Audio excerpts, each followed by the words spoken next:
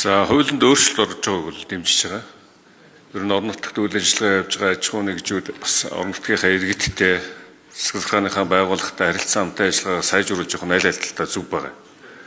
Тэгэхгүй бол тэгэл баахан одоо юу гэдэг хариуцлага гуулуурхаа дээрэс нь одоо тэгэл ард иргэдэд хөндрөл учруулаад нөлөөлөл учруулаад ийм байдлаа бол аж ахуйн нэгжүүд бас энэ иргэдтэй ойлголцоод явах нь зөв. Тэгээд тийм ч учраас бол яг матад суманд очиход бол нөхцөл байдал хүнд байдаг л да. Тэгээд энэтэй холбоотой бол хууль орж ирж байгааг дэмжиж байгаа. За энэ хуулийн өөрчлөлтөөр бол бас хэд хэдэн зүйлийг бол анхаармаар байгаа. Ер нь манай газрын бас яг энэ үйлдвэртэй холбоотой бол бас сая дамжны масаад хэлж байгаа л да. Тий зүг байхгүйсаа гэж энэ үнэлдэ ер нь бид нар бол юмыг бол их нууж ирлээ. Харин одоо та хэлж байгаа нь сайн байна. Үнэхээр энэ газрын тусны үйлдвэр бол эхнээсээ бол маш буруу хэлсэн. Тий зүг байхгүй. Ажлын дараалал байхгүй. Одоо жишээ нь үйлдвэр нь баригддаг байхад ажилчдын барилгыг бариад дуусгачих жоохоо байхгүй. Дорногов аймагт одоо ажилчдын байрыг баригдсан шүү дээ. Орон сууц баригдсан шүү дээ. Жишээ нь энэ төсөл дээр нь одоо би бол одоо бас зөксөлтөчнөө жанжин штабд ажиллаж байсны хувьд бол ажиллаж байсан. Зөксөлтөчнөө ангиуд ажиллаж байсан. За ингээ барилгаа бариад дуусчих. Одоо нөгөө барилга нь одоо ажилчтанд байхгүй үйлдвэрийн ашиглалтанд орго хэдэн жил болчих. За ингээ ашиглахгүй болохоор иргэд нураад эхэлдэг. Ямар ч одоо эд материал, эзэнбүүдэд эхэлж байгаа. За нэгт асуудал.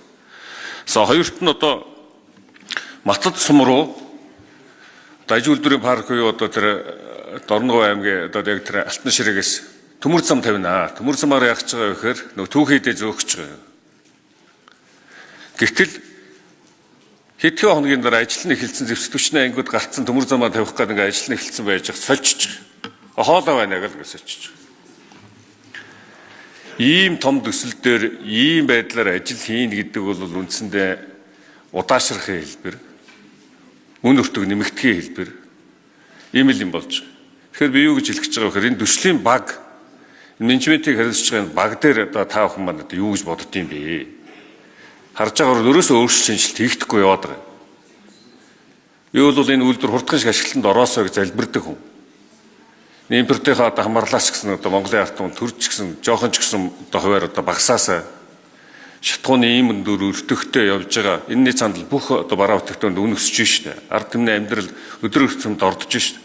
Тэрэнд бас нэг нэмэр болоосоо гэж ингэж боддог. Тэр ч үүднээсээ одоо тэр гадаад зээлийн ашиглалтыг сайжруулах дээр тэр тусмаа газрын тос нэг үйлдвэрийг дуусгах тэр зээлийг одоо бас хуулийг бол одоо дэмжсэн энэ дээр бол нэлээд голлох үүрэгтэй бас бүлгийн хурал мурал дээр бол бас одоо дэмжих талаар бол саналаа бол хэлж ийсэн. Тэгэхээр энэ тал дээр одоо та бүхэн маань одоо ямар бодолтой байдаг? Энэ одоо төслийг хурдан дуусгахын тулд одоо ямар одоо байдлаар бас одоо энэ дээр өөрчлөлтийг хийхийг гэдэг юм зорж байна. За нэгдүгээр нь энэ. За хоёрт нь одоо бид нэр үйлдвэр ашиглалтанд орчлоо. Түүхийдээ бол энэ Битоо дайчин компаниас авах юм байна. Гэтэл эдний олборлж байгаа нь жилд 200 мянган тонн. Үйлдвэр маань 1 сая. Олборлтыг яаж сайжруулах? Тэр аж ахуй нэгжээ шахах юм уу эсвэл өөр одоо ордоос одоо бид нөхөн түүхийдээ зөөгч байгаа юм уу? Гэсэн ийм асуултыг бас хоёр дахь асуудал. Ер нь цаашдаа бидний энэ тэзүүг одоо энэ батлах төсөв төртгийг одоо яг тодорхой болох энэ борцоос яаж сайжруулах? Дамжны масаад хийж байгаагаар бол тэзүүг ажил эхэлсэн биш. Тэгээ явцын дунд ингээд бүх ажлууд ингээд өөрчлөгдөд байдаг. Тэгээ дараалалгүй байгаад байдаг те. Аж үйлдвэр энэ байнгын хороо гэж байсан. Энэ байнгын хорооноос ажлын хэсэг очиж ажилласан газрын төсний. За хариулах. Дамжны масаад хариулъя. Хариулъя та. За Чарсан гişүн бас ажиллаж байсан. Тэгээ ер нь бол нэгдүгээрт бол юу байгаамаа. Энэ одоо манай улсын хувьд бол одоо хоёр дахь үйлдвэр. Бид нар бас өмнөх түүхээ өгөөсгээд байж болохгүй. Бид нар 1941 оноос эхэлж одоо олборлолт хийж исэн улс. Тухайн үедээ бас Дорногов аймгийн зүүн баянд бас дотоодын хэрэглээнийхээ 20% хэрэгэлдэг, гаргацдаг тийм үйлдвэртэй байсан. Тэгээд одоо бас осол аваар болоо зогсоосон юм бэл. Энэ үйлдвэр бол нэлээд масс хэмжээний том үйлдвэр. Энэ хамгийн комплекс хүнд үйлдвэр шүү дээ. Одоо газрын тосны том зохицолбор үйлдвэр бол тэгэхээр бас мэдэхгүй чадахгүй юм их юусэн бэлээ. Тухайн үед өөрхий. Тэгээ одоо бол манай яамд бол техник эдийн засгийн үндслэлийг тэзүүг анх 2019 оны 1-р сарын 30-ны өдөр баталж одоо хүлээж авсан юм л. 19 он. Дараа нь 23 оны 10-р сард бас дахиж тодтогч авсан баг. 2 удаа. Тэгж авсан юм мэдээлэл байдаг. Тэгээд таны хэлээд байгаа тэр орон сууцыг бол ашиглаж байгаа. Эзэнгүй хаяагүй. Газрын тосны бүтээгдэхүүний үйлдвэрийн барилга барьж байгаа аж ахуйн нэгжүүдийн компанийн зардлыг бууруулж тэдгээр мэргэжлүүдийг амьдарч байгаа. Тэгээд тэндээс бас орлогоолоод байгаа өөрхий. Одоо энэ чинь бас 3500 орчим хүн ажиллаж байна.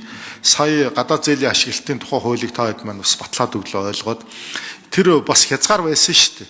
Гадаад зээлийг орлого талдаа бүртгэж, зарлага талдаа бүртгэгчтэй зэрэгс жилдээ нэг 60-70 сая доллараар л ажил хийдэг, илүү ажил хийх боломж байдаг. Зээл нь байгаад байдаг, ажил нь байгаад байдаг, хугацаа яваад байдаг. Тэгээ энийг бас сая чөлөөлж өгсөн учраас одоо энэ жилээс бол ажлын тоон хэмжээ эрс нэмэгдэж байна. Менежмент шал өөр болж байна. Тэр хүмүүс ажиллаж байгаа хүмүүс чи хөөрхий бас санхүүжилтэнд байхгүй байгаа учраас ажил нь явахгүй байгаа гэсэн байхгүй. Манай нөгөө төсвийн тухай хуулиар хязгаарлалттай байгаа байсан. Сая энийг нь аваад өглөө. Тэгээ ямар ч одоо ажиллах боломж санхүүгийнх нь боломжийг гаргаж өгөхгүй байж ажиллаа хийсэнгүүгээ шахаад авахс чи 30 дутагдaltaал байсан л т. Тэгээ одоо бол яг ийм байгаа шүү дээ. Нийт ажлын тоон хэмжээ бол 50% гараа явцсан. Олгосон санхүүжилт нь 20% явчих. Санхүүжилтийн бүтэн өгөхгүй л ингээл гүрэлгээл явж исэн байхгүй. Тэгэхээр бас манай энэ хууль, эрх зүйн орчин зохицуулалттай холбоотой асуудлуудаас болж удаасарсан юмнууд бас байгаа. Энийг бас бид хаана ойлгож сая засаж янзллаа. Тэгээ одоо бол хурд нэмэгдэж байгаа. 28 онд оруулна гэд нэлийн ихтгэлтэй байна. Суурийн ажлууд ер нь бүрэн дууссан. Одоо технологийн байгууламжууд захаасаа ирээд угсрагдаад явчихна.